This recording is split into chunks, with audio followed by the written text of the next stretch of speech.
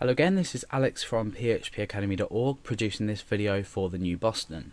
Now, in the last file handling example, we looked at appending data and we created this form here which appended data to the end of this file here.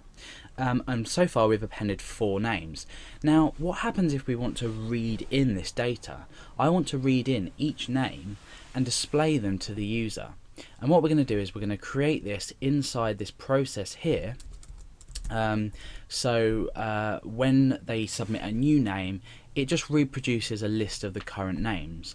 And I don't want to reproduce a list of it on a line-by-line basis. I want to produce it separated by commas. Now, you may look at this file and think, how are we going to do this? Because they're not separated by commas, they're on a line-by-line basis. Well, we have various functions that allow us to open files and read in on a line-by-line basis. Now, remember using the for each statement, we can use that again here. So what I'm going to do is underneath here, I'm going to create a little section for myself to read this file in. In fact, we can do it under the F close. It'd probably be a lot better. So let's create a variable called readIn. This is going to be using the file function. This time we're not using fopen, we're just using file. And what we can do is we can specify a file here, and we're going to specify the file type of R, so we're reading that data in. So that is obviously going to be names.txt. So let's just add another name to the list and just double check if this works properly. Sandra, click submit. Expects parameter 2 to be long. Oh, right, okay, so let's get rid of that. So we're basically just reading this in, we're using the file function to read this in. There's no need to use this. Because we're reading in on a line-by-line basis, we're using this file function rather than fopen.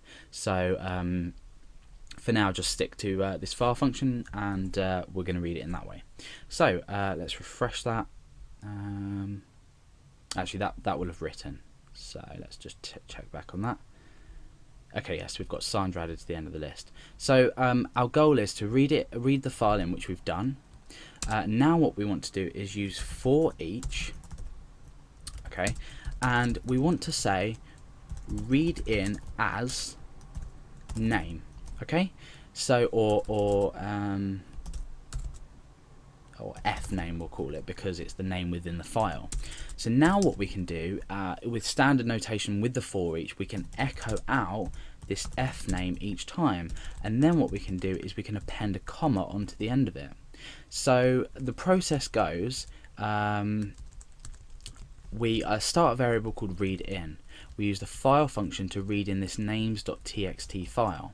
What this function will do is it will read in the file on a line-by-line basis. There are other ways to do this, but they're a bit more complicated. However, this is the easiest way possible. Now what we're doing is we're using a for each statement, and we're using the array that's been read in, and we're using this array, each element of this array as f name. Then we're echoing out f name with the comma. So above this we could write current names in file, and then that should echo them out. Now you'll probably notice that when we run the script, we're going to have an extra comma after the list. So let's just try and add another name to this and see what happens. So I'm going to say Dan, and I'm going to click submit. Now you'll see it says current names in file, Alex, Billy, Stephen. At the moment it's not looking too great, so let's just tidy that up. We need to first of all see what's going on here.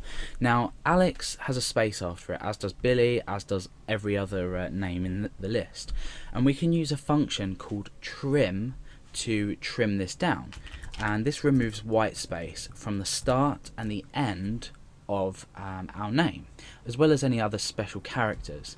So just by adding this function around the name as we echo it, we can see that it's actually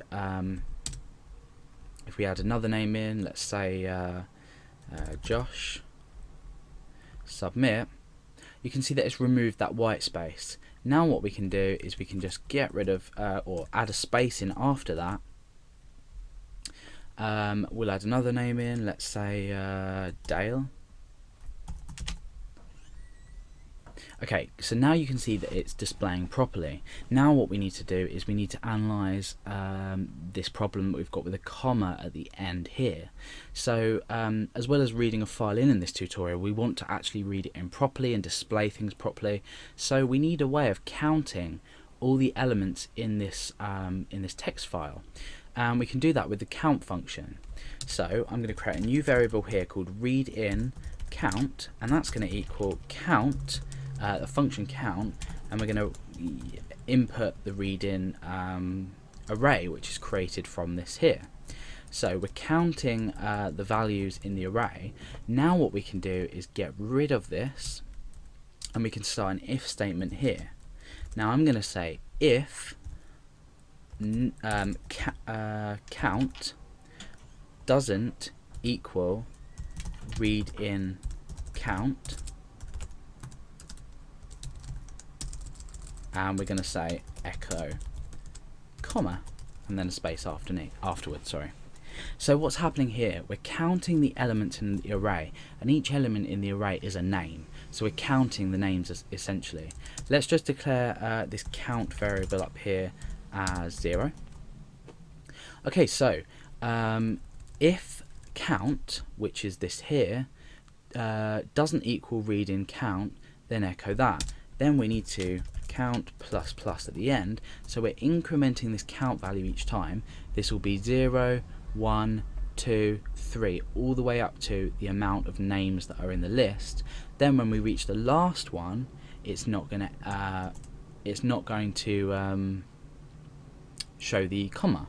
So let's add another name in. Let's say Peter. Click submit. Oh, it actually has. Okay. So let's fix this. So if count, let's think about this logically. If count doesn't equal readIn count, if count is smaller than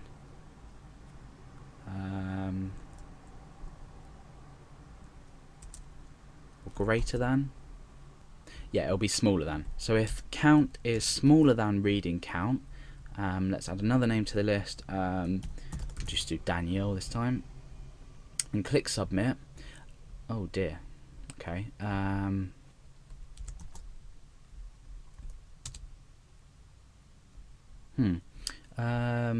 is 1. Let's change that to 1 perhaps. I think that might be the problem. We'll just keep adding Daniel. There we go. Okay, so after a bit of fiddling around, what we've done is we have created a variable called count and assigned the value of 1. Then we incremented this each time, but just before this we've created a check to see if the count is smaller than the amount of elements in this fast, the amount of names. And if it is smaller, then that means that's fine. We can echo out a comma. Otherwise, if we've got to the last element in the array, then we want to we don't want to echo a comma because it's silly echoing a comma in the end. So after this tutorial and me making a couple of mistakes and correcting myself, I'm sure you've learnt a thing or two. So that's the end of this tutorial about reading in files with PHP.